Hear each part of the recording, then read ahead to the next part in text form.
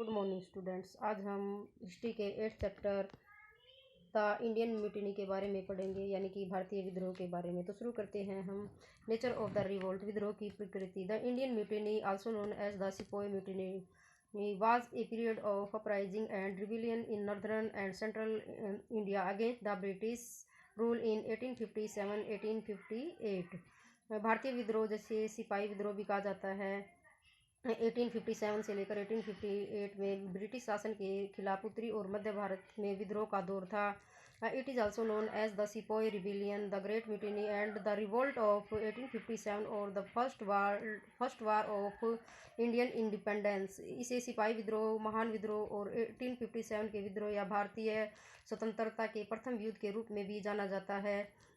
Indian writers often described it as an uprising or sometimes a war of independence। भारतीय लेखक अक्सर इसे विद्रोह या कभी कभी स्वतंत्रता की लड़ाई के रूप में भी इसको वर्णन करते हैं।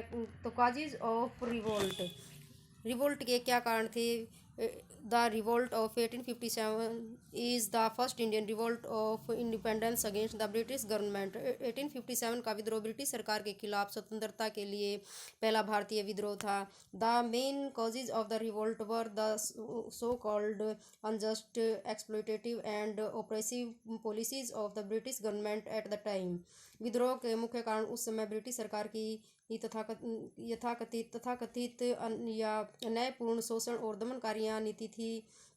It took the very foundations of the British rule in India. उसने हिंदुस्तान में अंग्रेजी हुकूमत की बुनियाद को हिलाकर रख दिया था। Political causes, Lord Dalhousie's caused widespread resentment among the Indian rulers and their subjects by aggressively expanding his territories, states and annexing native Indian states। Lord Dalhousie ने अपने राज्य की सीमाओं के आक्रामक विस्तार तथा देशी रियासतों को मिलाकर भारत के शासकों और उनकी प्रजा में नाराजगी फैला दी थी। ही annexed state of Satara, Nagpur and Jhansi by applying the doctrine of lapse. उन्होंने भूल के सिद्धांत का उपयोग करके सतारा, नागपुर और झांसी के राज्यों को एकजुट किया। नाना साहब was denied A pension after his father's death. नाना साहब को उनके पिता की मृत्यु के बाद पेंशन से वंचित कर दिया गया था। It was the son of Peshwa Bajirao second, वह पेशवा बाजीराव का पुत्र था। थर्ड है Bahadur Shah successor was denied the right to leave the Red Fort. Bahadur Shah के उत्तराधिकारियों को लाल किले पर रहने का अधिकार नहीं दिया गया था। फोर्थ है लॉर्ड डलहौजी ने अवध पर कब्जा कर लिया, दोष लगाते हुए प्रशासन की सरकार और नवाब को आघात पहुंचा था, जो एक निष्ठावान साथी और भारत को जानती थी। फिफ्थ है the British did not obey the treaties sometimes and these were broken according to the need of the British and the Nawab at that time। अंग्रेज़ों ने उनका पालन नहीं किया। कभी कभी इन संधियों को अंग्रेजी तथा नवाबों की आवश्यकता के अनुसार तोड़ दिया जाता था। They could not trust any treaty at all. वे किसी भी संधि पर भरोसा नहीं कर सके।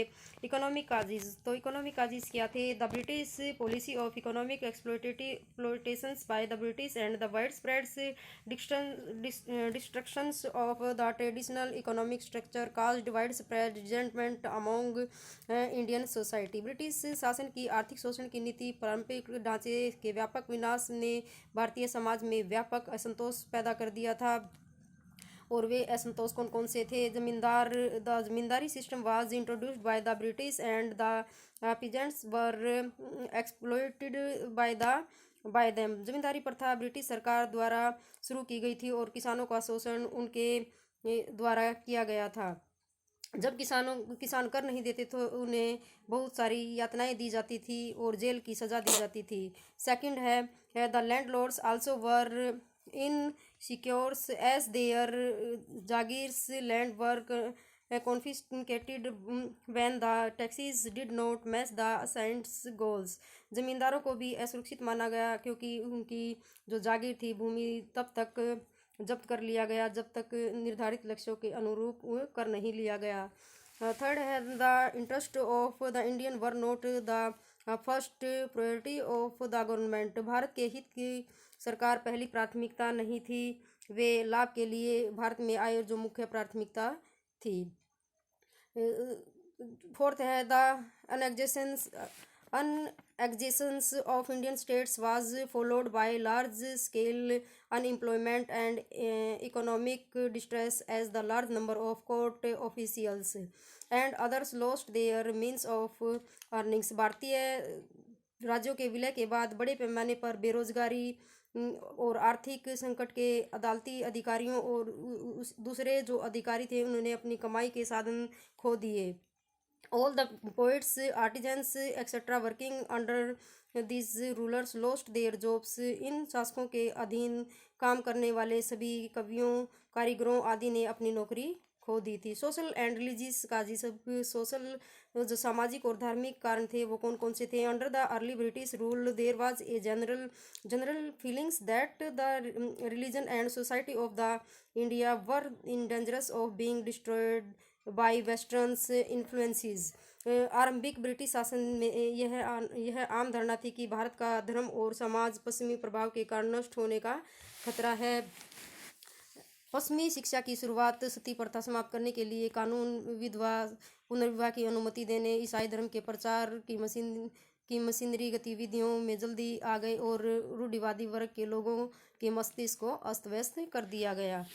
तो वे कौन कौन से कॉजेज थे। फर्स्ट है social reformers bye the British were hated by the Indians who took it at A mark of British interference in the political affairs of India. अंग्रेजों द्वारा समाज सुधारक उन भारतीयों से नफरत करते थे जो भारत में राजनीतिक मामलों में ब्रिटिश हस्तक्षेप के पात्र माने जाते थे। सेकंड है ईसाई धर्म में लोगों को ईसाई बनने में धर्म प्रचारकों के प्रयासों ने भी भारतीयों को नाराज कर दिया था। थर्ड है पाश्चात्य शिक्षा के प्रचलन से भारत में शिक्षण और परंपरागत शिक्षकों की स्थिति कमजोर हो गई थी। फोर्थ है रेलवे, टेलीग्राम और जो पद समाज के लिए भले ही अच्छे हों लेकिन समाज के गरीब और अशिक्षित वर्गों में संदेह और भय का जन्म हुआ। फिफ्थ है ब्रिटिश जो न्यायिक प्रणाली ने समानता के सिद्धांत को लागू किया, जिससे भारत में जाति व्यवस्था की उपस्थिति कम हो गई। सिक्स्थ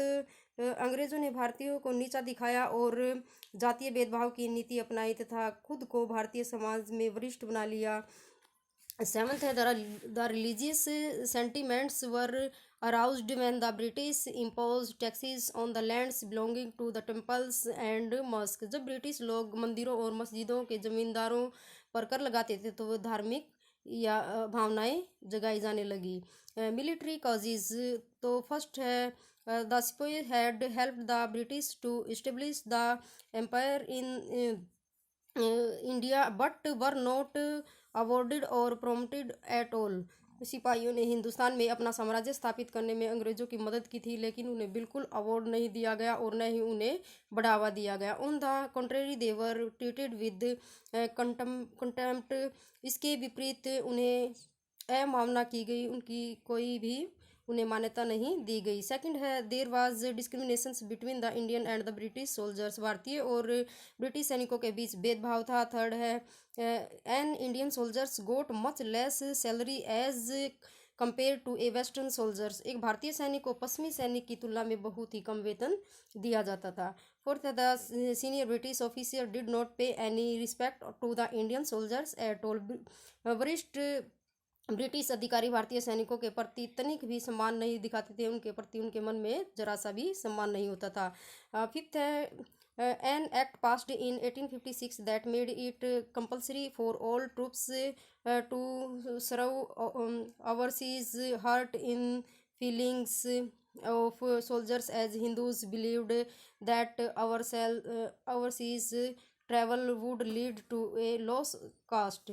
1856 में पारित एक अधिनियम ने सभी सैनिकों के लिए विदेशों में के सेवा करना अनिवार्य कर दिया था। सैनिकों की भावनाओं को भी आहत किया जाता था या उसे नुकसान पहुंचाया जाता था, जैसा कि हिंदुओं का विश्वास था विदेशी यात्रा विदेशी यात्रा से भी जाति का ह्रास हो रहा था या उसको हानि हो रही थी।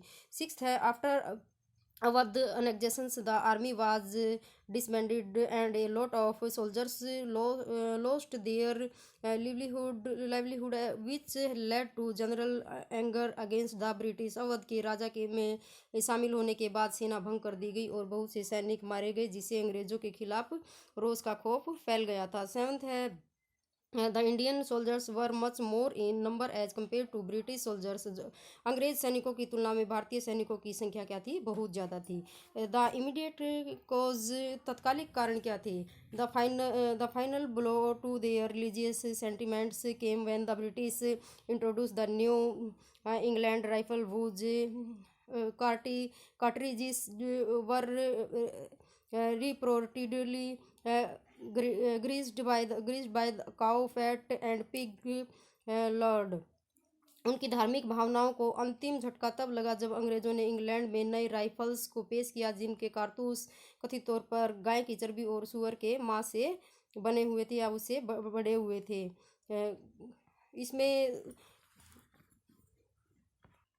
गोलियों में मोटे कागज होते थे, जिन्हें लोड करने से पहले काट लेना पड़ता था, यह मानते हुए कि गाय या सूअर की चर्बी का इस्तेमाल इनसे बचने के लिए किया जा सकता था। हिंदू और मुस्लिम दोनों सिपाहियों ने इन्हें इस्तेमाल करने से मना कर दिया। ग्रीस क्योंकि इससे उनकी धार्मिमिक परंपरा जो है वो ख़त्म हो रही थी, उनकी धार्मिक परंपराएं ख़त्म हो जाएंगी। On 9 May 1857 85 soldiers refuse to use the new rifles and were sentence to 10 years imprisonments. 9 मई 1857 को 85 सैनिकों ने नई राइफल्स का उपयोग किया करने से या उनको यूज करने से इनकार कर दिया और इन्हें 10 साल की कैद की सज़ा सुनाई। Other sepoys rose in revolts, burnt the barracks and killed many British officials. अन्य सिपाहियों ने भी विद्रोह में उन्हें बैरकों को जलाया और कई ब्रिटिश अधिकारियों को मार डाला। This is how the great revolt started on 10 May 1857 at Meerut. इस तरह 10 मई 1857 को मेरठ में महान विद्रोह शुरू हो गए। The sipahis stormed the jail and freed their comrades, shot their Europeans officers, set their bungalows on fire and cut the telegraph life to Delhi. सिपाहियों ने जेल पर धावा बोल दिया, उनके यूरोपीय अधिकारियों को गोली मार दी, उनके बंगलों को आग लगा दी और टेलीग्राफ लाइन को दिल्ली में काट दिया। तो स्टूडेंट्स, आपको यहाँ तक ये अपनी टेक्स्ट बुक है जो अच्छे से रीड करनी है। थैंक्स।